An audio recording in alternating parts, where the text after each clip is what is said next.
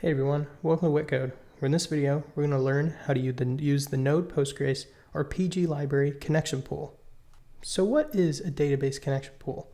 Well, database connection pooling is a technique that keeps a collection of open connections to a database and reuses them for different database commands and queries.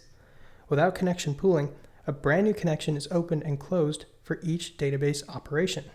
Opening and closing database connections carries lots of overhead, decreasing a program's performance. But so when should we use a connection pool? Well, smaller applications don't typically suffer too much from the overhead of opening and closing database connections.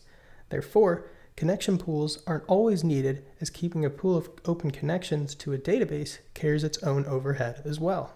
However, the size of the database connection pool and idle time before a connection shuts down can often be configured, making connection pools applicable to a wide variety of use cases.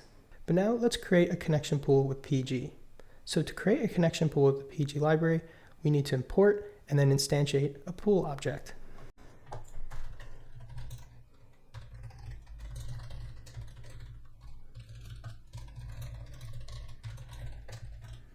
The pool object has no connections to the Postgres database when it is first created. The connections are created as they are needed. The information we need to initially pass to the pool object is connection information to the database. This is best done with environment variables, but for this demonstration, we will hard code these values.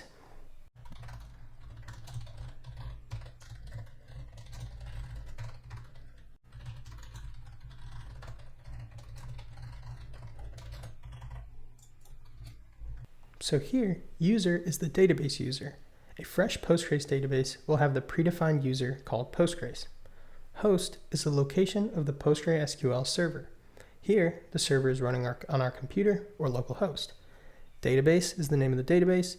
Most Postgres servers have the default database called Postgres, defined by default. Password is the password to access PostgreSQL.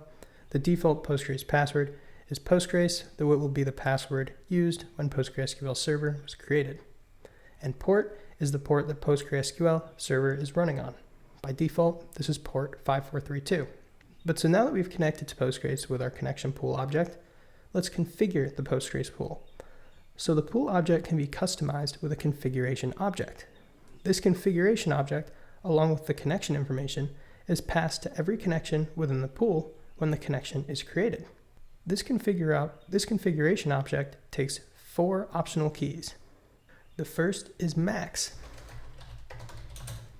and this is the maximum number of connections the pool can have. The default value is 10. Next is connection timeout millis.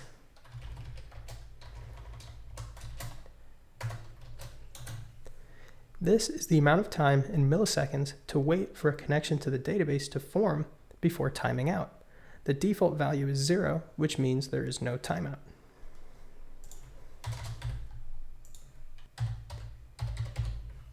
So here we've set this to 20,000 milliseconds or 20 seconds.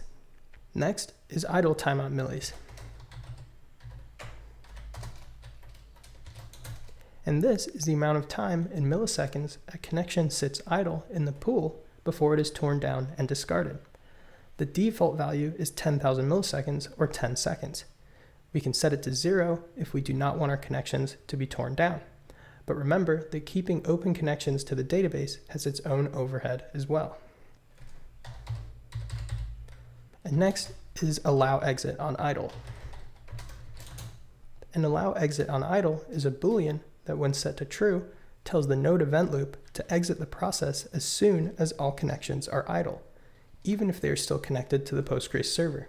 The default value is false, which means the node event loop will only terminate if all the connections are closed or the pool is shut down.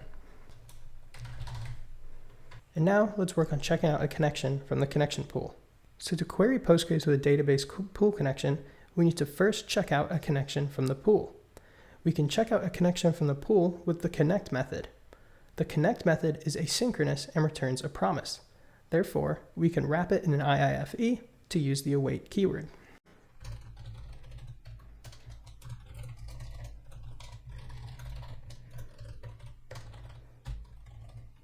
There are different scenarios possible when this connect method is called, causing it to behave differently.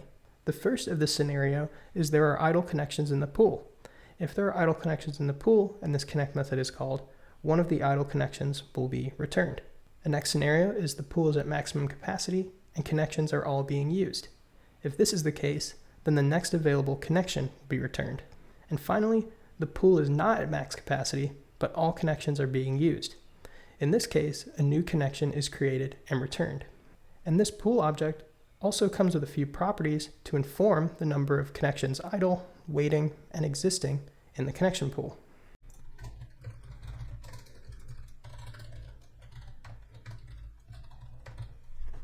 So for example, idle count here is the number of connections idle in the connection pool.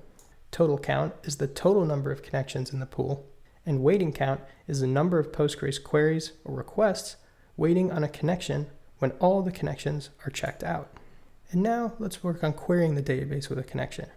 So after the connection has been checked out, we can use it to query the Postgres database with the query method.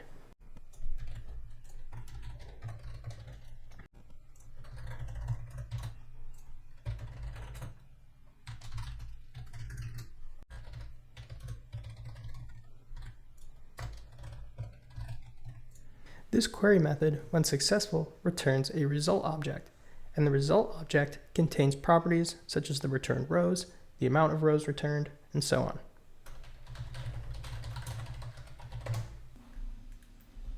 And when I ran this, we can see we got an auth failed, and I believe it's because I have a different password for my local database. I believe this is it. And here we get undefined because of course this returns a promise. So we have to await it. And we get out the row, food, and pizza. But now something important we need to do is we need to return a connection to the pool. Specifically, we have to return the connection back into the pool when we are done with it. This is done with the release method. And unlike connect and query, the release method does not return a promise. The release method also accepts an argument. And if this argument is a truthy value, then it disconnects and destroys the client as opposed to just returning it to the pool. So this would destroy the client as opposed to returning it to the pool. And it should be noted that it is imperative to release the client back into the pool when it has finished its database operations, because if no connections are returned to the pool, eventually there will be no idle connections. In other words, there will be no connections to check out. Checking out a client from an empty pool will either hang indefinitely or time out, depending on if connection timeout millis in the pool configuration is not set to 0. And we can see this by the fact that our program is still waiting around right now. Whereas once we release the client back to the pool, the program terminates. And another way we can query the database with the pool is by calling the query method directly on the pool object. This query method takes the query, which is a string, as its first argument, and an array of values as the second argument. This method is asynchronous and returns a promise, so we can wrap it in an IIFE, and we can use the await keyword.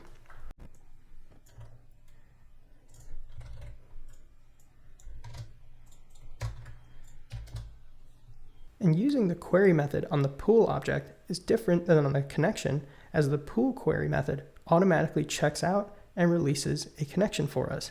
So instead of having to call connect and release, calling this query method directly on the pool object handles all this for us, which is why you will commonly see pool.query be used as opposed to checking out a connection from the pool. And finally, let's just talk about closing the pool. So we can close down the connection pool entirely by calling the pool.end method.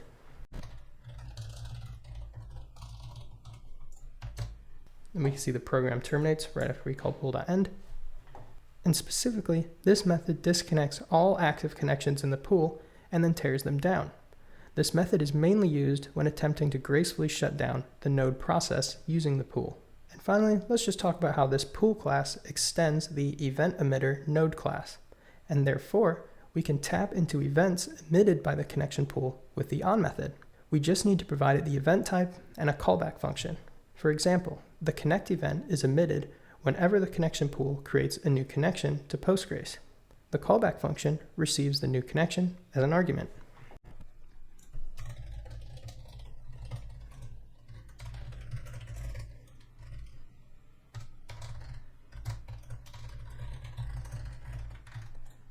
And of course, there are some other events that are emitted by the connection pool besides just connect, such as error, which is emitted when an error occurs, acquire, which is emitted when a connection is checked out from the pool, release, which is emitted when a connection is returned to the pool, and remove, which is emitted when a connection is closed and removed from the pool.